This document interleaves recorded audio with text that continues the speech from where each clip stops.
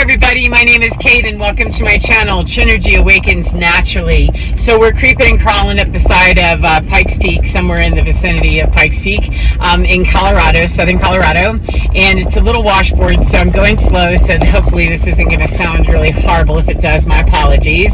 However, I was on my way to come here. I haven't been here in quite some time, so I'm really looking forward to seeing what's going to unfold today and today's hike. But something that I read this morning, it's on an influencer on YouTube named Lewis Howes, who I don't follow him.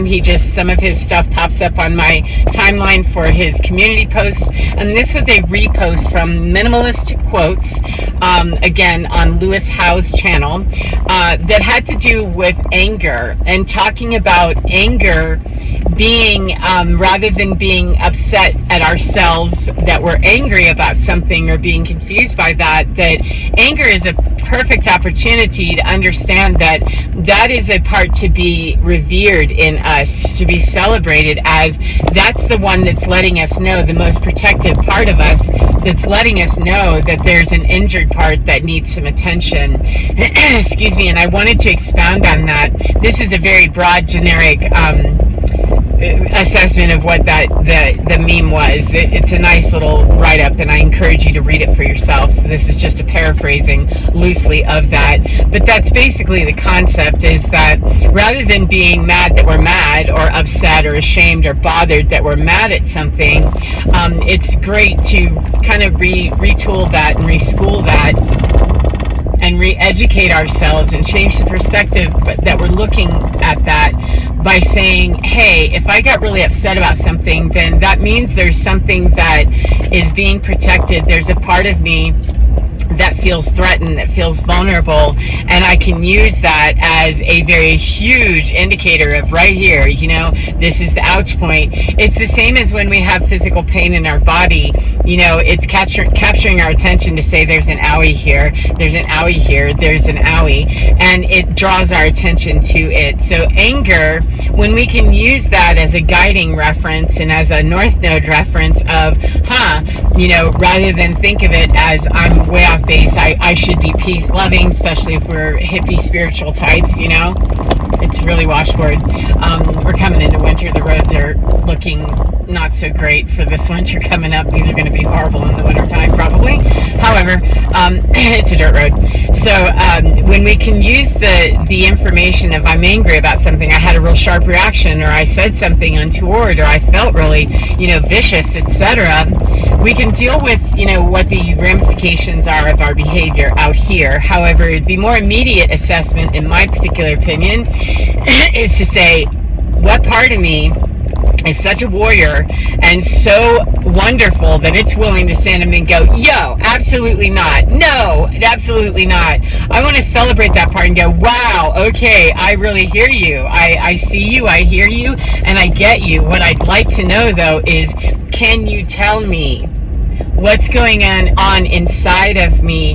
Who and what are you protecting? Because if I have a pain in my elbow, that's pretty specific. I can, go right to my elbow and be, oh yeah, I've got a bang on it, from where I accidentally, hit it a few minutes ago. I've got an actual cut or something, or I've got a bruise, etc. I can usually correlate, some sort of an injury that's physical. I can correlate that to something that makes sense. Oftentimes we don't have a way to do, to handle our emotional body very well, excuse me, or the pain body very well, because we don't really know how to correlate what's the out here thing with what is internally going on. And anger is a wonderful tool. Excuse me, our emotions are our tools. However, anger is a great one to let us know where we can get right to a nugget of someone inside of us that feels incredibly vulnerable, and that angry part, that defensive part, that protector and warrior part has to stand up and say, no effing way is this going to happen.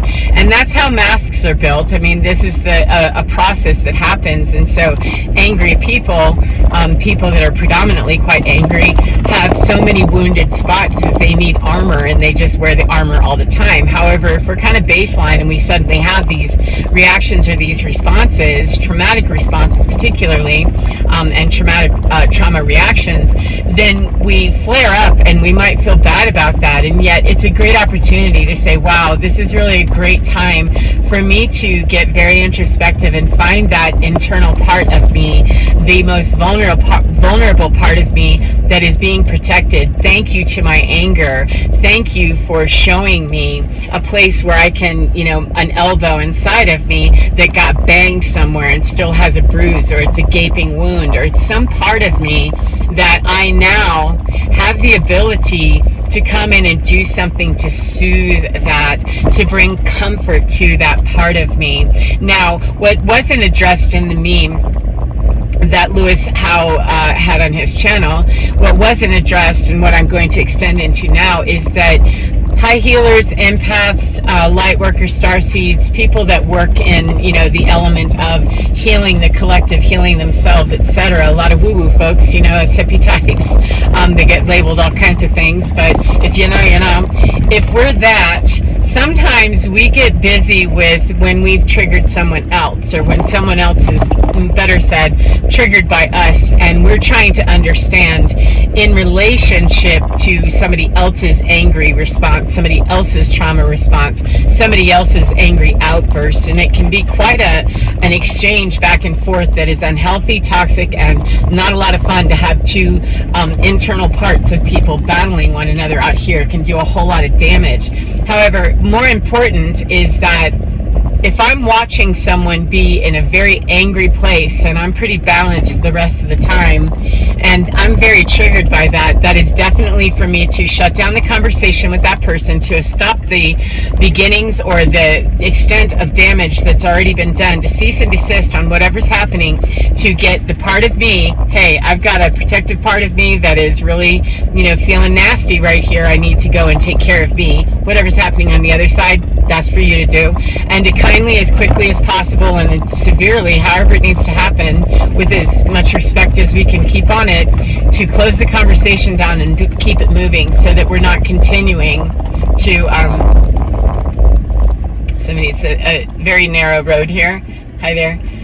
Very narrow road here, so we have to be conscious of our fellow travelers on the road. But as quickly and as consciously as we can, and as mindfully, respectfully, as severely, as whatever level it takes, to, at the minimal level, at the maximum that'll get it done, at the minimal level that it takes to get the job done, to separate the conversation, cease and desist, and keep it moving, and stop, so that there's no more burn. We don't earn any more burn. We stop and move on from it. And we deal with, again, that internal part. What part of me is flared up so much by that person that I'm willing to say they made me mad. No one else, really, in an ideal world, no one else has the authority. We're totally healthy. They do not have the authority or the ability to change our mood, and definitely not to take us to those rage points where we start losing our mind and going blind and wanting to, touch people in very unauthorized ways, or to cause harm, or to do slick stuff, or start devising a really ill-conceived and ill-intended plan to cause harm in one way or another. Because whether we're laying physical hands or we're doing shady stuff behind the scene, it's still causing damage, and it's absolutely not cool, and it's not authorized on any level, especially spiritually. Lacking integrity anywhere is a problem. So when we get internal and we deal with that, that's how we can separate and do that here. However, if we're able and we're watching, listening, and seeing somebody unravel right in front of us, I want to be clear that one of the worst things that happens, I've seen for myself and other empaths or light workers, sensitive souls, however they rock, is that we start wondering, how can I help their injured part? How can I help the part of them that they're protecting? They're obviously so wounded. They're obviously so something, because we do get to a certain point many times where we see that our wounded parts, and we know that other people have them too. Of course they do. If we didn't, we wouldn't be where we are doing what we're doing on this planet right now, the way that we're doing it. So part of the learning, though, is that I'm going to need you to, take responsibility for you. Pardon me. I'll let this person go. Yeah, please go ahead and get by me, because I don't like being tailgated anywhere, especially on a mountain when he's in a big old giant truck that can handle these roads obviously much faster than I want to take my little Honda Pilot or my dog or my gut. Thank you. I don't want to have hemorrhoids before I'm done with this trip. So anyway, if we are looking at someone, part of learning and what we're doing here to grow and evolve on the planet is allowing people to sit with their own history and the mystery therein, that whatever reaction you're having, friend, it's yours. And as long as I'm not there poking it and trying, that's, doing some sadistic stuff, which is also, got to figure out why I'd want to be doing that. But witnessing someone else's response or their reaction that is untoward, even if it's tears or whatever, but particularly anger, we understand that you're protecting some part of you. That's a wounded part of you, and that's a real butthole part of you. That mask that you wear is coming out here and wanting to, bring that experience into me being with you onto that and I'm not really interested in that unless we are, and then we have work to do ourselves to wonder why. However, if we're not, it is okay as an empath to walk all the way away. I encourage that we do, because we've done a lot of codependent stuff and enmeshed stuff with people and trying to account for their bad behavior by saying, well, I understand what they're wounded, I understand they're this, I understand they're that, and that turns into its own pathology with dark empaths and light workers and the dark triad and even the dark quadrant, depending on how far you go into your psychology and your understanding of human behavior. It gets into the runner-chaser dynamic, the empath-narcissist dynamic, where you have sweet little empaths or light workers or sensitive souls who are accounting for the real jackass behavior of someone else. And I'm not suggesting that I've never been a jackass. I'm saying that if people had been more willing to call me out on my jackass and let me sit in that and say, do not rage towards me like this, I will not put up with this, I might have gotten to the clue faster. However, we were busy with our trauma parts, speaking to one another, raging at one another, hurting one another, conniving, wheedling, manipulating, doing all kinds of weird stuff together. It's just that oftentimes empaths or light workers or sensitive souls do not always understand that there are folks on this planet, there are souls embodied into whole human skin meat suits that are willing to go farther than you will ever imagine that they would go, where perhaps you wouldn't go. And so when we're entertaining those conversations and we're accounting for, well, they have trauma, they have this, they absolutely do, and if they're willing to really eviscerate you when this all breaks apart, are you sure that that's the price that you want to pay? Are you sure that you want to take devastation, financial ruin, and DOA as your way that you're willing to be here, to be kind and allowing and accepting, etc. of others? I am wholesomely into allowing people to be sovereign and free, and they are allowed to be sovereign and free butthole. However, it has to be far away from me, because that's what's fair, is that it's time for people to become aware of their behavior, to become accountable for their behavior. However, if I'm always giving them room to never have to be accountable, how would anybody ever know what my boundary is if I don't really have one? And one boundary that I want to make sure that I keep intact is my safety, and my sovereignty as a human being has to be accounted for. It doesn't matter how sweet or kind or loving or willing I would be to embrace a monster. I'm not willing to embrace a monster that's still trying to monster with me, because I haven't ever found, not one time have I found that that's been a good investment. It left me in places where I had no money, no house, no car, no kids, no husband, no family, no nothing, no food, nothing, which obviously I've recovered from. However, that's a hell of a way for people to learn, and not everybody makes it up out of that. I was very fortunate to have made it up out of that, and didn't want to multiple times. And it feels sometimes, even though I do believe in the greater good always happening, it does feel sometimes like I really wasted a lot of time in trying to embrace monsters that they weren't really looking to be embraced for who and what they were, as the person that was acting out, as that soul, that injured soul that was acting out in that place. They could have cared less. They were just happy to be getting what they were getting, getting what they wanted, which is to win, which is not what I thought. I was thinking, well, I'm going to help them heal and soothe and understand what loving is. And actually, loving is not, in fact, allowing someone to be abusive to you. In my high holy opinion, is loving someone is not loving to let them lie to themselves that their behavior, their bullshit behavior particularly, is okay, or that is healthy, or that it is a good or positive thing when it destroys another person, takes from another person, or continues to allow the old paradigm of the age of Pisces and domination and all that other stuff to continue, because that's not where we are anymore. The most loving thing I can do is to show up and be honest and accept the fact that I have vulnerable areas, I have places of weakness, and I'd like people to be tender and kind with them. When I'm honest, I can expect that, from other people who are being honest with me about that as well. And when there isn't honesty on both sides of it, there isn't honesty for either side of it, because the one side will feel somewhat bamboozled by the situation, and the other side isn't caring one way or another as long as they get what they want. And so be careful, as you go, especially now, because people are highly triggered, they're highly pissed off, and they're highly scared, and not knowing what they're doing with themselves, and not knowing how to, always account for what they're feeling inside. And we're being really, really gifted with lots of opportunities. I love this place up here. However, I don't come up here often because it's a trek to get here, and I'm not called up here very often. It's a very profound place. We're leaving the place back there that's really, really popular, the Crags and Devil's Playground. We're leaving that back there and going up to this place up here that nobody ever seems to know about. There's no one up here usually.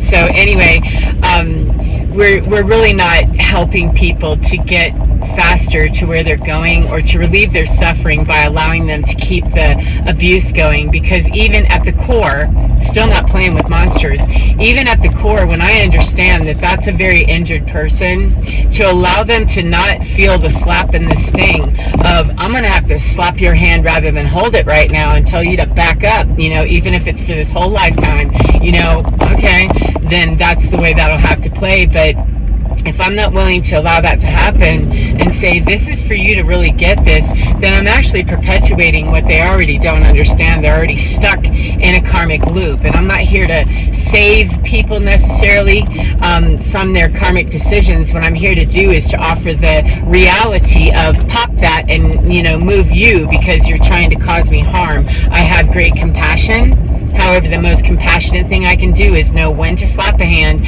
and when to hold a hand. And with monsters that are in my face trying to embrace me and eviscerate me, de-throat me, and disembowel me, those aren't the ones that I'm going to hold their hand. I'm going to pop their hand and say, no, back up, friend, for whatever you're willing to do with that, for however long that you're willing to stay away, go away, or be gone, is up to you. However, the door is not open anymore for this behavior. We're going to shut this reality tunnel down right now. This timeline has a cease and desist and an NFW of no effing way am I doing this.